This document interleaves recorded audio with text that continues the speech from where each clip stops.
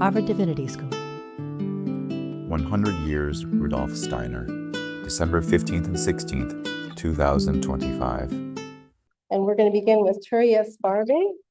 And he holds a PhD in philosophy from Heidelberg University and is currently professor of philosophy and research director at the Steiner University College in Oslo.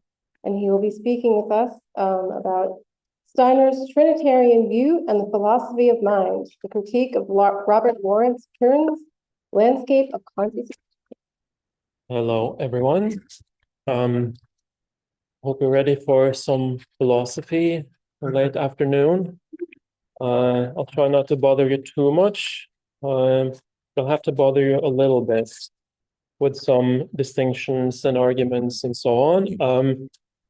Thought I'd begin with describing something that I feel as, let's say, a positive development within the last maybe 10 years. So this manuscript is something I've been working on maybe for last year or something like that. It's currently under review, and it's gotten surprisingly positive reviews. And this is quite new, I'd say.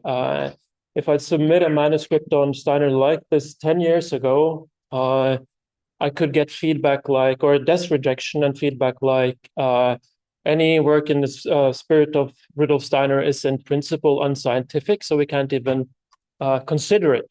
Yeah. But one of the reviewers found the manuscript in its current form extremely welcome, and this I found also extremely positive, and is representative of new opportunities, I think, today.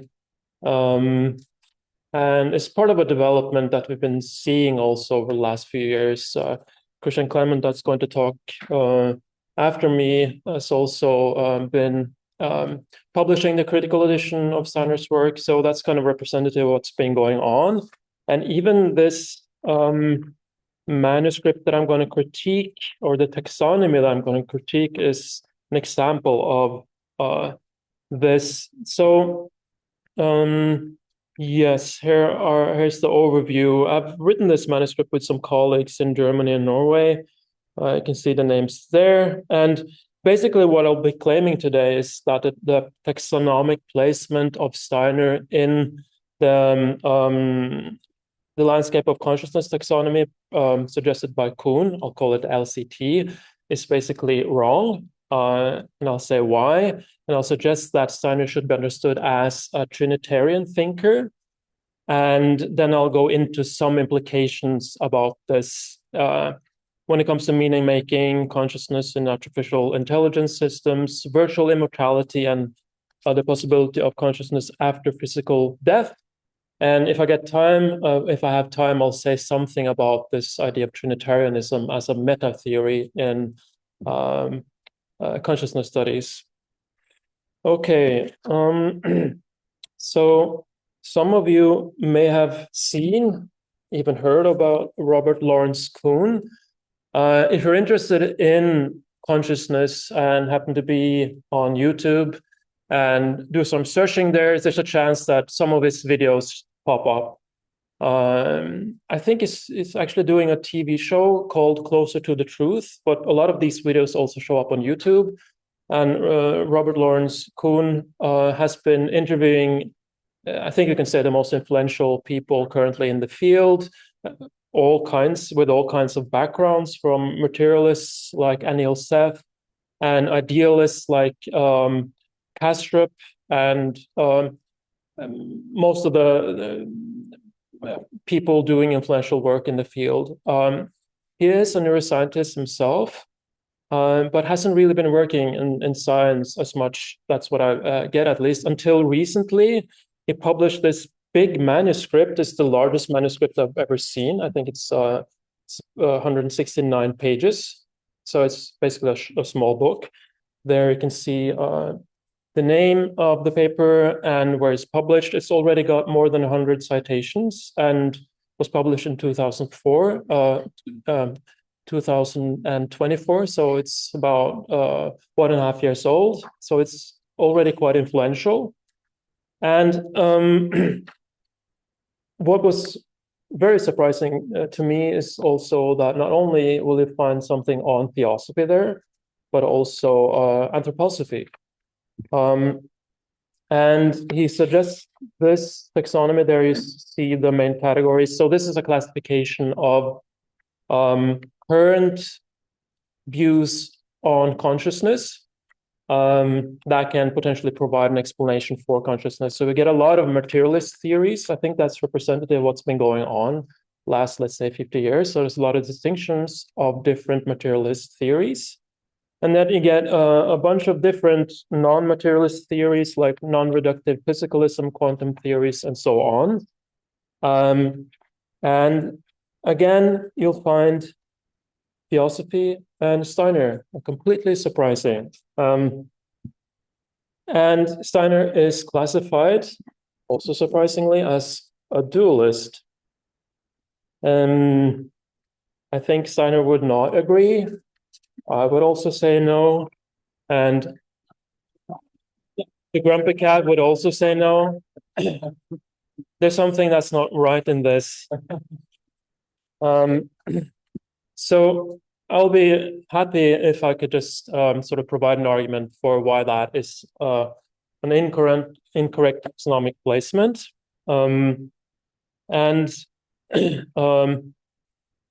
We can do this simply by going to Steiner's own view, and he explicitly rejects dualism. So here we have a quote. This is from The Philosophy of Freedom. The world is given to us in a twofold dualist way, and the process of knowledge makes it into a monist unity. A philosophy that proceeds from this fundamental principle can be called a monist philosophy or monism. It stands opposed to two-world theory or dualism. The latter, that is dualism, does not simply suppose that the human organism brings about two separate sides of reality, but two absolutely different worlds, and then seeks a principle of explanation for the one in the other. So here we get an explicit rejection of the dualist position, but also a kind of incorporation of duality within a kind of monism. So that could give us a reason to say that Steiner is a monist, and we could sort of just move him in the taxonomic placement to monism. But I think that's also not completely correct, because there's some aspect of duality here that's also important, that the world appears as two. And this becomes clearer in Steiner's later work. So I think if we're talking about the first phase, his philosophic phase, and Steiner is basically a monist. But then if you go to his theosophic phase or anthroposophic phase, you'll get quotes like this. Human development is a descent from universal unity to individuality and a gradual ascent in conscious freedom to the realization of one's connection with everything and return to the universal. So there's some kind of dynamic here. In preparation for this talk, I went to the original source to look at what was the context of this, and that this is always dangerous, yeah, because you realize that he might have just referred to another person's position. And what I found was that it was actually talking about Neoplatonism and the Hermetic tradition and so on.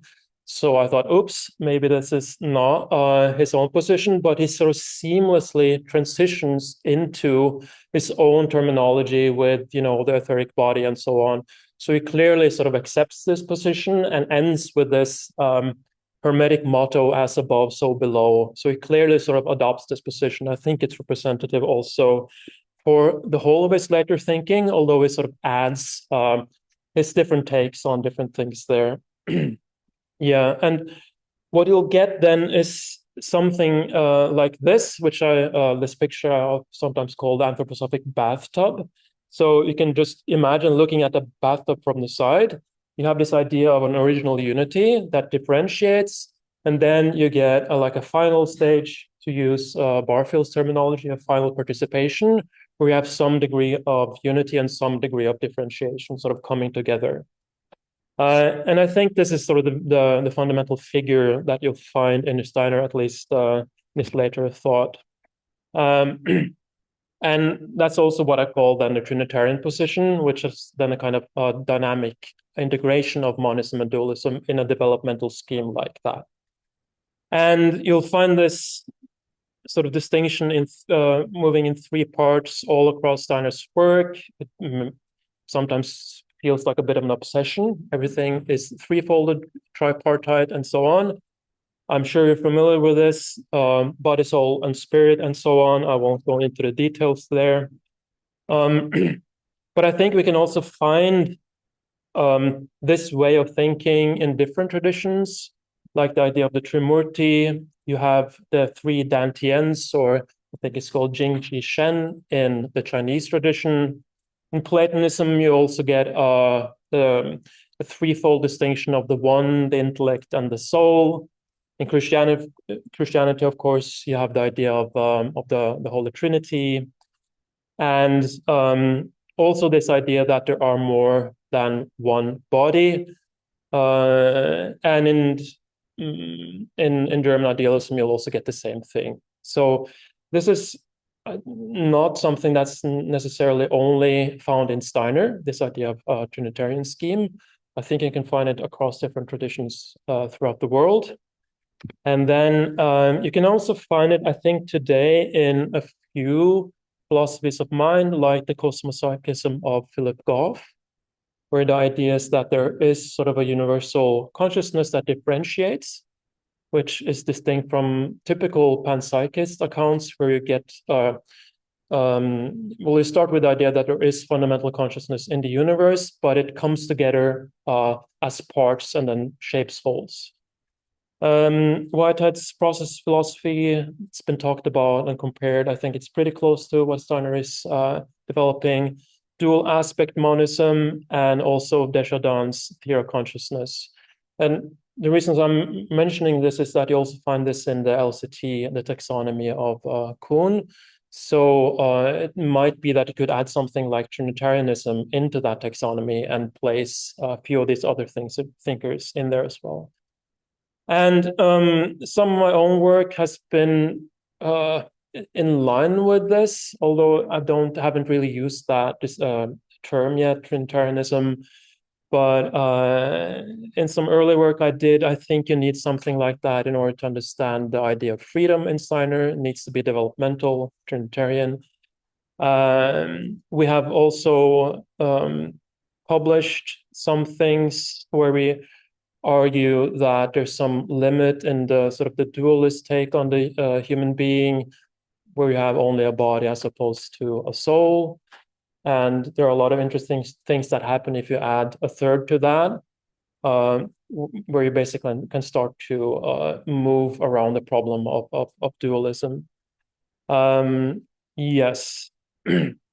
So, just going to check the time a little bit more. Yes, can go to that. So if you just accept that there is something unique, something distinct in a Trinitarian way of viewing the world and the mind and the human being, well, that has a very specific impact on these four areas. The reasons why I picked this is you get this in Kuhn's taxonomy as well. He sort of considers what dualism has to say for these four areas and what panpsychism and so on would mean for example, meaning making. So of course, if you're a materialist, you need to come up with some story about meaning. If there is no meaning in the cosmos, maybe the human being can make meaning out of nothing, for instance. And in the Trinitarian view, there's something special that happens, and that is that the loss of meaning can also be given meaning. That's something that sort of arises as a depotential. It's kind of willed from the divine world, the gods, that the human being shall have an experience of meaninglessness, of not being connected to the whole, sort of been kicked out of the cosmic unity. And then out of that nothingness, it needs to start to create meaning. And that state then of meaninglessness becomes a field or let's say a precondition for developing meaning. Yeah, but that meaning is then not arbitrary, it's not made up, but it's about a reconnection to what was lost. Yeah, so you get a specific take on meaning making in the Trinitarian view.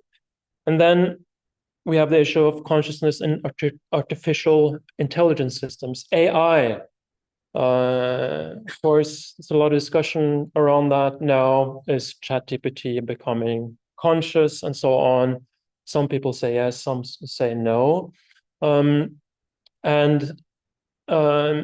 Of course, Steiner wasn't aware of any of this in the sense that AI wasn't being developed or anything like that. But I think you'll get also a very unique take on the potential for AI consciousness through this Trinitarian lens. And that is that you don't really start with the emergentist view where consciousness emerges from parts. Yeah. And at the same time, you have the idea that something non-material can attach to, become incorporated into, or incarnate into a physical system. That's pretty much what a human being is. So there's a potential for a completely different take on how AI can become conscious. Yeah. But then you get problems maybe with things like, so what about sleep? Would some AI system need to sleep if it's to incarnate consciousness? Like you'll have to develop a completely different take on those kinds of issues. Then we come to the idea of virtual immortality. I have colleagues who argue for this position and even envision a future where they're uploaded into a digital system. And then basically you have the Philosopher's Stone, you have infinite life, potentially. I think if we would ask Steiner about his take on that, he'd say, yes, potentially, this could be done to some extent. But you'd have to ask yourself whether that's desirable. Yeah, possible, but questionable whether it's desirable. And he even had some kind of, I'm not sure how to call it, like prophetic ideas of something like a matrix future state where you're more or less sort of incorporated into computer systems, but it's illusory. So we're in a blissful heaven to some extent, but it's based on a total estrangement from your true being. So possible, maybe not desirable. Then consciousness post-physical death, thumbs up for Steiner, no question. His whole take on the human being is based on that is potential to access post-death state of consciousness now. This is basically what meditation is about, I'd say. Yeah, so that's it. And then the final issue is this idea of whether Trinitarianism can provide some kind of meta theory of what's been going on in consciousness studies. And I think, yes, this is something that I'm not really going to develop today. It's potentially a future paper, but I will get then system or a scheme that's something like this. So I think you can take all the philosophies of mine today and place it on that developmental scheme. And I think sort of on the bottom side, you'll get things that pull in a materialist direction. And on the other side of the line, you get things that pull in more like a spiritualist direction. And some of them would be regressive and some of them would be progressive. And that would then mean that these theories aren't really about being wrong or not. It's a specific experience of being a human being, trying to make sense of the world and your relationship to it. And all provide some essential to the whole, like a take on it. Yeah, I think that's enough for me. I'm good on time. So thank you very much. Sponsored by the Program for the Evolution of Spirituality. Copyright 2023, the Preston Fellows of Harvard College.